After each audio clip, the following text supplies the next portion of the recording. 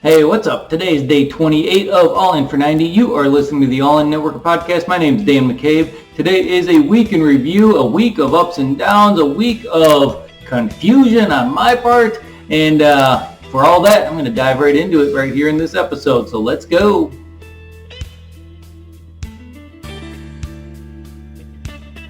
Hey, what's up, everyone? Dan here, and day 28.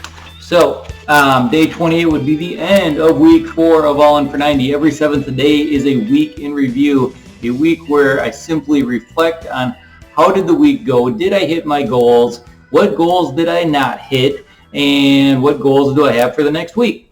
So, pretty simple. We do this every single week. Now, can I say I hit all of my goals for this week? Man, I don't know. Close. It's so hard to say, especially at this phase in what I'm doing within the business. When you look at the All In for 90 challenge, a lot of your goals are based just on exposures. We know if we do the exposures that the people will come. I guess I did do my exposures. I can say that. Did I get all the sales that I wanted? No.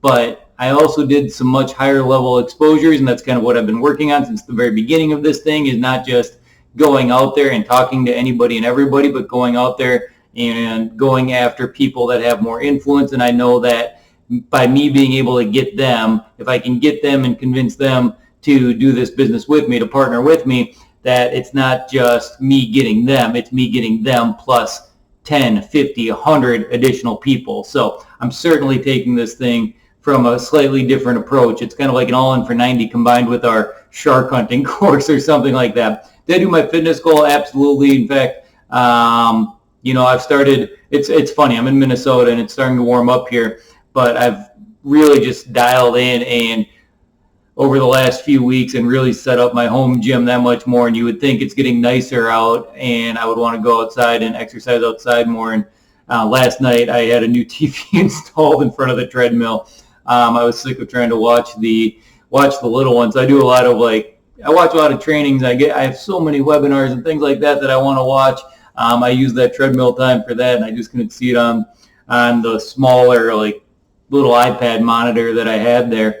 So I had another TV sitting around in the basement, and I'm like, you know what? We're gonna figure that out. So I did that, but I got that all dialed in. I've got a nice weight set. I'm like, man, I should want to go outside, but I just don't. But anyways, I'm feeling very good about my fitness goals. I'm down probably 13 pounds since the beginning of this challenge. I've been very, very diligent with my eating. I've been eating a 100% ketogenic diet. I'm not taking any supplements for keto or anything like that.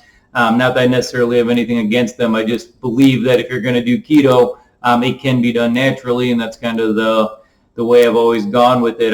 I mean, I haven't cheated at all. I would say, typically I try to stay under, normal keto for my size and my understanding of it anyways, about 30 grams of carbs a day. And I pretty much always stayed under that. There might have been a couple of days it snuck up a little above that, but nothing to worry about. So personal development, I've been working on that a ton, and you need it when you're doing something like an All In for 90 challenge.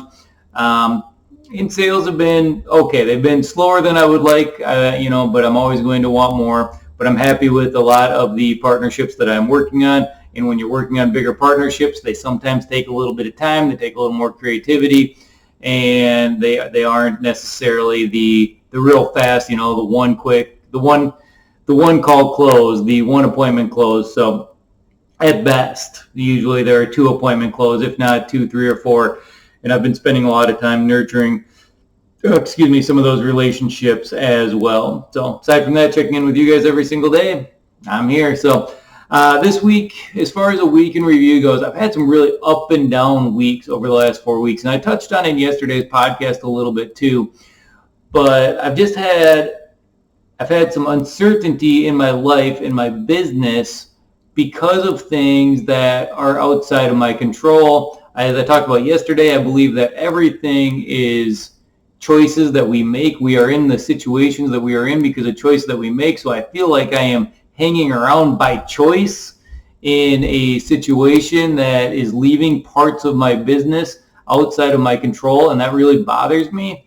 So I've been working through that and trying to figure out, I mean, I guess I really just have one of, a couple different options. One is I wait it out. I guess I have three options. One is I just wait it out and see what happens.